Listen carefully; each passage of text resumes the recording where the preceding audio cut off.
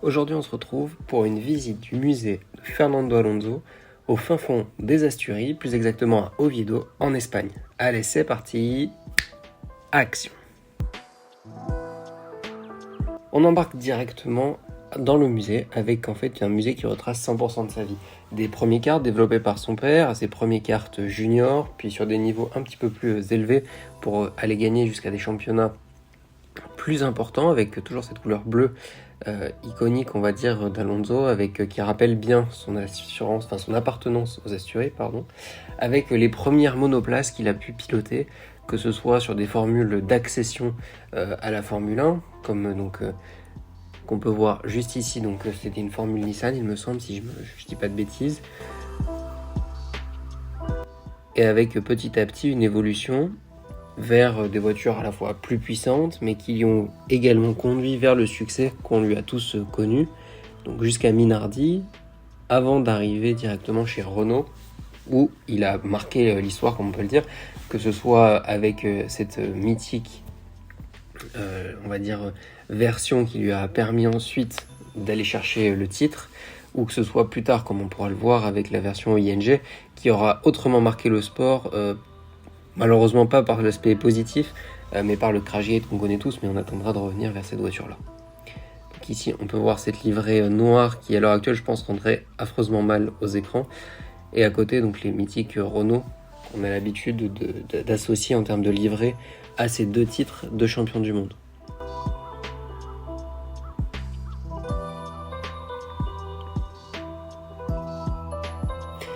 Le musée est jonché également de vitrines recensant l'ensemble de ses trophées, des casques, des gants, des combinaisons,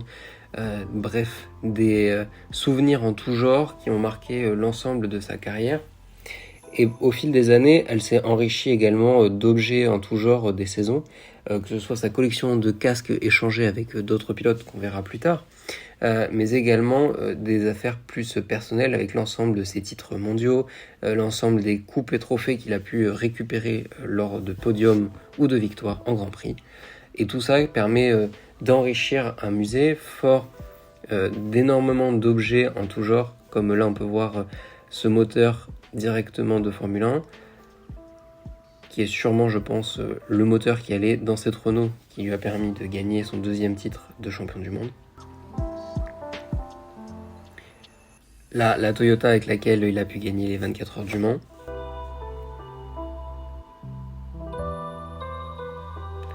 Donc là, globalement, c'est le podium des voitures qui lui ont permis d'être champion du monde, quelle que soit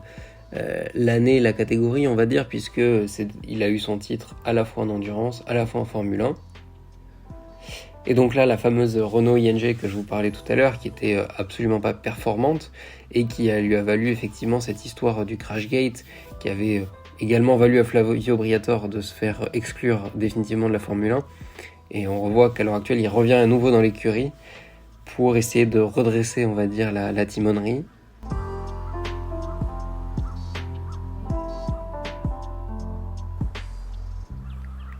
Et donc la collection de casques interchangés avec un ensemble de pilotes que je vous ai parlé tout à l'heure est présente juste ici avec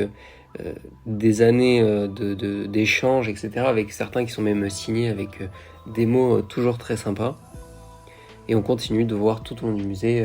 de manière plus thématique du coup, certains trophées. Là on va pouvoir voir la Cadillac avec laquelle il a pu participer, alors je sais plus, avec les 24 heures de Daytona, donc dans le championnat IMSA. Je trouve que c'est une des voitures également qui est très iconique, je trouve, en termes de look. L'IMSA, c'est un championnat qu'on connaît moins, je trouve, en Europe, mais qui mérite malgré tout d'être très connu.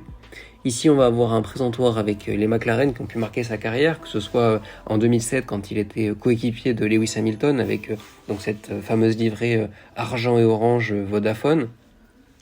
Donc avec des voitures qui évidemment n'avaient pas encore le halo, équipées de moteurs Mercedes, et c'est cette rivalité avec Hamilton qui conduira à ne pas remporter le titre pilote sur cette voiture-là. Et après on a le deuxième retour d'Alonso chez McLaren,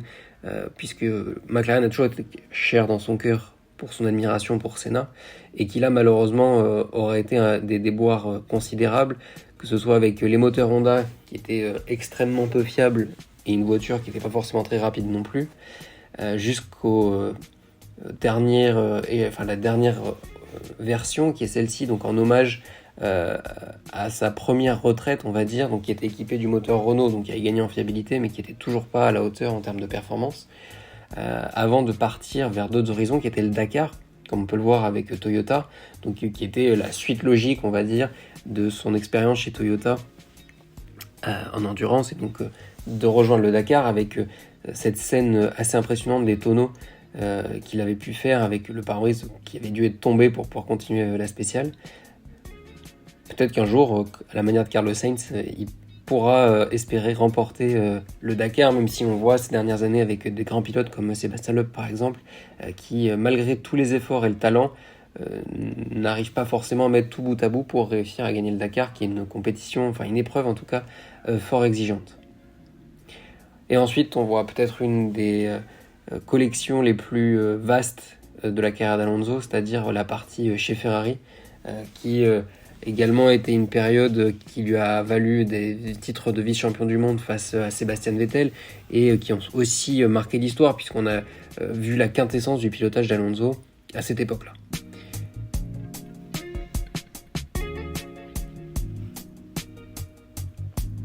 Ici, on peut voir les innombrables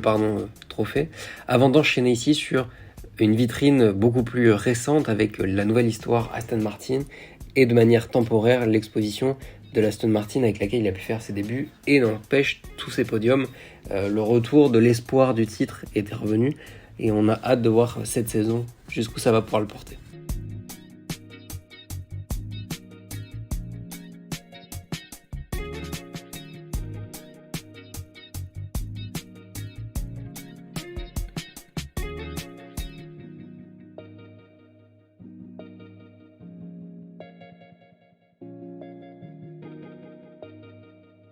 J'espère que cette vidéo vous aura plu. N'hésitez pas à laisser un pouce bleu, enfin un pouce vers le haut, puisque je ne sais même pas s'ils sont encore bleus, à vous abonner, à laisser un commentaire sur quelle était pour vous la place d'Alonso dans le sport et plus précisément dans la Formule 1. Et je vous donne rendez-vous très bientôt pour une prochaine vidéo. N'hésitez pas à consulter l'ensemble des shorts qui sortent de manière quotidienne maintenant. Et sur ce, à la prochaine.